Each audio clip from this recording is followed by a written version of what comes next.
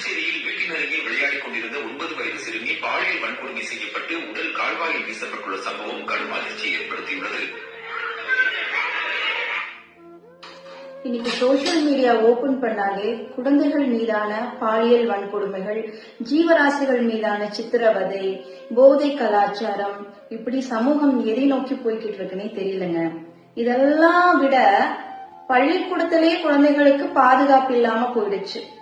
நம்ம குழந்தையை எப்படி காப்பாத்துறது, நம்ம குழந்தைகளை எந்த கவசம் காப்பாத்தும், அதை பற்றி தான் இந்த வீடியோல பெற்றோர்களுக்கு நான் சொல்ல போறேன்.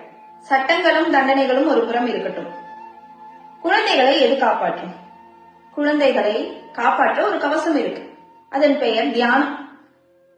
எந்த குழந்தை சிறு வயதிலேயே பகவானை சரணடைகிறதோ அந்த குழந்தையை நச்சு தன்மையுள்ள, நச்சு எண்ணங்கள் உள்ள ஒரு மனிதன் நெருங்க முடியாது. அப்படி நெருங்கினானா ஆபத்து அந்த குழந்தைக்கு கிடையாது, அந்த மனிதனுக்கு. அந்த மனிதன் அழிஞ்சு போயிடுவான். இதுதான் உண்மை. இந்த ஆன்மீக கவசமான தியானத்தை உங்க குழந்தைகள் எல்லோருக்கும் பெற்றோர்கள் சொல்லி தரணும். பெற்றோர்களே, உங்க குழந்தைக்கு பாடம் சொல்லி கொடுத்தா மட்டும் பத்தாது, தியானமும் சொல்லி கொடுக்கணும். தியானம் தான் அந்த குழந்தையை காப்பாற்றும்.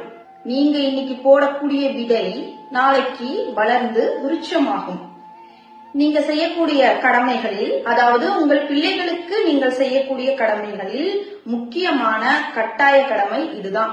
உங்களுக்கு உங்க பெற்றோர்கள் சொல்லி கொடுத்தாங்களோ சொல்லி கொடுக்கலையோ, ஆனா நீங்களாவது உங்கள் பிள்ளைகளுக்கு தியானம் சொல்லி கொடுங்க. பயத்தை விடுங்க, தியானத்தை ஆயுதமா மாத்துங்க. அந்த பரமேஸ்வரன் நம்ம குழந்தைகளை கண்டிப்பா காப்பாத்துவார்.